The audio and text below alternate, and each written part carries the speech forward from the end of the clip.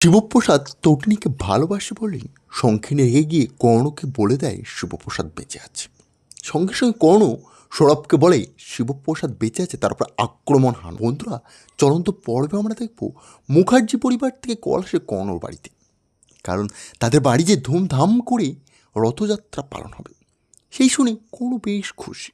কর্ণ বলে আমরা সপরিবারে যাব। তখনই কর্ণর বৌমা এসে বলে কি হয়েছে বাবা, হঠাৎ এত খুশি কেন তুমি? কর্ণ বলে কেন খুশি হব না, তোমার বাড়ি যে ধুমধাম করে পুজো সেলিব্রেশন হবে, তাই আমরা সেইখানেই যাব। তোমার কোনো চিন্তা নেই, একসাথে সবাই মিলে গিয়ে আনন্দ করব। তখনই মুখার্জি পরিবার থেকে জিতের মুখার্জির বউ বলে হ্যাঁ হ্যাঁ, সবাই একসাথে আসবে, তোমাদের পুরো পরিবারকে নিমন্ত্রণ করলাম আমি। কর্ণ বলে অবশ্যই, তুমি যখন বলছো তাহলে যাবই যাব। তারপরেই জিতের ছেলে বাবিন বলে মা, বেশ আনন্দ হবে তাই না, ওরা সবাই আসছে তো? জিতের স্ত্রী বলে অবশ্যই, কেন আসবে না, আসার তো কথা, আমি তো ইনভাইট করলাম, এবার ওরা কি করবে না করবে সেটা ওদের ব্যাপার, আমার আর কিছু বলার নেই। উল্টো দিকে কোনো এইসব বিষয় নিয়ে আলোচনা করে। তখনই শঙ্খিনী বলে আমি কি বাড়িতে আসতে পারি? শঙ্খিনী আওয়াজ শুনে ভয় পেয়ে যায় সঙ্গে সঙ্গে কর্ণ। সে বলে তুমি তুমি এতদিন কোথায় গা ঢাকা দিয়েছিলে শঙ্খিনী? তোমাকে তো আমি তন্ন তন্ন করে খুঁজেছি, দেখতে পেলাম না।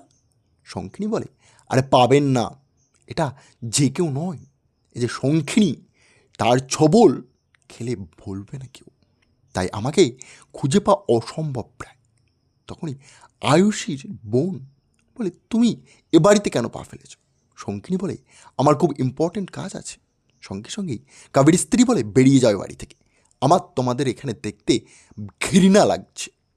শঙ্খিনী বলে আমি বিশাল বড় একটা আপডেট নিয়ে এসেছি, তোমার এবং তোমার হাজবেন্ডের জন্য খুব প্রয়োজনীয়, আর বিশেষ করে কর্ণ চ্যাটার্জির জন্য। এবং কর্ণবাবু বলে তোমার এতে লাভ কি শঙ্খিনী? শঙ্খিনী বলে ভালোবাসার মধ্যে না লাভ লস দেখতে নেই, কিছু কিছু সময় নিজে যে জিনিসটা না পাই ছিনিয়ে নিতে হয়। তুমি শঙ্খিনীকে একটা প্রমিস করো, তুমি শিবপ্রসাদকে মেরে আমার হাতে তুলে দেবে, আর 1 কোটি টাকাও লাগবে আমার। শঙ্খিনীকে জড়িয়ে ধরে কর্ণ বলে ধন্যবাদ, সঠিক সময়ে তুমি আমাকে অ্যালার্ট করেছো, এর জন্য তোমাকে আমি টাকা দিয়ে মুড়িয়ে তো দেবো, এবং শিবপ্রসাদের ইচ্ছাটা পূরণ করে দেবো। অপরদিকে আমরা দেখব শিবপ্রসাদ গাঙ্গুলি খুব বার করতে থাকে যে তুমি এতদিন দেখেছো ঘটনাটা কাউকে বলুনি কেন? তখনই সে ডাবাওয়ালা বলে আমি কী করে বলতাম স্যার, আমি এই কথা কাউকে বললে আমাকে অ্যারেস্ট করে শেষ করে দিত। তখন শিবপ্রসাদ বলেছে ঠিকই করেছো একতরফে, আমি তোমাকে সহমত দিলাম, কিন্তু এই সব কথা তোমাকে কোর্টের মাঝে বলতে হবে, পারবে তো? লোকটি বলে বাবু আমাকে ক্ষমা করে দিন বাবু, আমি এসব পারবো না, আমি একটা সাধারণ মানুষ। বরং বলে এটা দেখছিস, এর থেকে একটা গুলি পার হয় যেটা সারা পৃথিবীর লোক ভয় পায়, তাই তোকে আমি আগে থেকেই বলে দিচ্ছি। তখনই শিবপ্রসাদ বলে এই বন্দুকের গুলি একটা যদি তোর পেটে দেই সব বেরিয়ে যাবে, এবং শিবপ্রসাদ বাড়ি ফেরত আসে। তটিনী বলে আমার না এত মনে কু ডাকছে কেন, আমি বুঝতে পারছি না কিছু কি ঘটনা ঘটতে চলেছে। শিবপ্রসাদ হাসতে হাসতে বলে কোনো টেনশন নিও না, আমি আছি তো তোমার সাথে। তখনই তটিনী বলে আরে ওটা নয়, বিষয়টা হচ্ছে আমার মনে হচ্ছে শঙ্খিনী ছাড়বে না তোমাকে, শঙ্খিনী তোমাকে পাগলের মতো ভালোবাসে, আর সেই শঙ্খিনীকে তুমি এভাবে আঘাত করেছো, কাল রাত্রে ওকে সব বলছিল শুনুনি। তখন শিবপ্রসাদ বলে আমাকে অ্যালার্ট থাকতে হবে, আর রথযাত্রার দিন ওদেরকে শেষ করতে হবে। এদিকে বাবিন ফোন করে বলে কি হয়েছে কি, সবাই এত টেনশন করছো? কর্ণ বলে ফিরত এসছে, শিবপ্রসাদ গাঙ্গুলি ফিরত এসছে। বাবিন কথাটি শুনে অবাক হয়ে যায়, সে বলে সত্য বলছেন? বলে হ্যাঁ। তারপরেই তার স্ত্রীর উপরে বাবিন চড় থাপ্পড় মেরে নিজের রাগ তুলেই, কারণ সে ভেবেছিল তার পথের কাঁটা সরে গিয়েছে, কিন্তু সেই শিবপ্রসাদ গাঙ্গুলির আবারও ফিরত আসাতে রেখে যায়। এদিকে বাবিন চলে যায় দেখা করতে সৌরভের সাথে। সৌরভ বাবিন সবাই মিলে বাড়ি গিয়ে ব্যাপারটা ডিসকাশন করে। তখনই ডেরপুটিয়া এসে বলে আরে এখানে টাকা পয়সার দিন নাকি, এতক্ষণ ধরে খাচ্ছেন? সৌরভ বলে রেড করে দেবো, এক্ষুনি তোর বাড় বন্ধ হয়ে যাবে। ভয় থেকে ডেরপুটিয়া আর কিছু বলে না। তারপরে বহরমবাবু বলে কিছু বলিসনি তো শিবুর বিষয় ডেরপুটিয়া, নাহলে কিন্তু আমি দুনিয়া থেকে তোকে আউট করে দেবো। তখনই ডেরপুটিয়া বলে বাবু আমি কারোর কোনো কিচ্ছু বলে। এদিকে সঙ্গে সঙ্গে ডাবাওয়ালা কিনে ফোন করে সৌরভকে। সৌরভ বলে কী লাগবে তোর? তুই আমাকে ফোন করেছিস? তখনই সে বলে, বাবু আমি তোমাকে গুলি মারতে দেখেছি সেই দিন, তোমার বিয়ের দিনে আমি দেখেছি গুলি চালিয়েছো তুমি 3-3টে। সৌরভ বলে, আমি তোকে টাকায় মুড়িয়ে দেবো, বাস তুই কোথায় আছিস বল, নাহলে শেষ হয়ে যাবে। এই যুদ্ধে নামিস না, এর পরিণতি ভালো হবে না। এদিকে এই ধমকির গল্প চলতে থাকে, আর শিবপ্রসাদ আড়াল থেকে সব দেখতে থাকে। সৌরভ ওই ডাবাওয়ালা লোকটিকে বারবার ভয় দেখাতে থাকে, চেষ্টা করে যাতে সে সবটা চাপা দিয়ে এই জিনিসটা থেকে বার হবে। কারণ সেই যে নিজেই 3-3টে গুলিবিদ্ধ করিয়েছে শিবপ্রসাদকে, আর এই এভিডেন্স যদি তটিনী গাঙ্গুলি পর্যন্ত পৌঁছে যায় তার তো আর মাথায় ঠিক নেই। এবং সে আবার জানতে পেরেছে শিবপ্রসাদ গাঙ্গুলি বেঁচে আছে। এ কথা জানার পরে তো আরও ভয় তার বুকে। তারপরেই তারা মাথা কাজ করছে না। সেই সব কিছু শোনার পরে বারবার লোকটিকে ফোন করার চেষ্টা করে, কিন্তু বলরামবাবু এই সব কিছুর আগেই ফোনটা সুইচ অফ করে দেয়।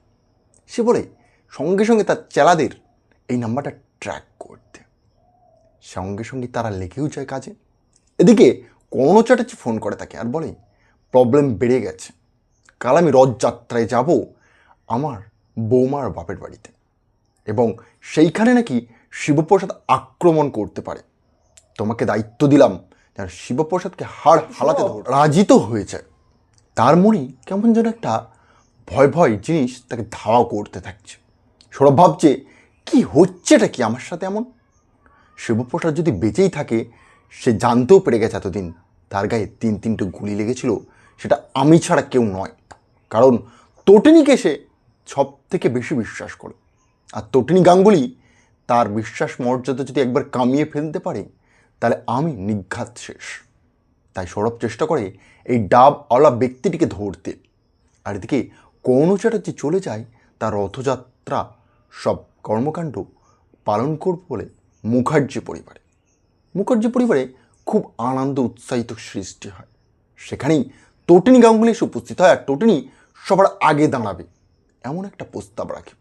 এটা জানা আগে থেকেই সব কিছু শঙ্খিনী তাকে বলে দিয়ে থাকে কর্ণর কাছে, এবং কর্ণ বলে, না এটা আমি মানতে পারবো না, তটিনী কেন আগে দাঁড়াবে? তটিনী এবারই কে? তটিনী যখন বিয়ে করে চলে গেছে বাড়ি ছেড়ে, সব কিছু সম্পর্ক বিচ্ছেদ করে, তারপরে এটা হবে না।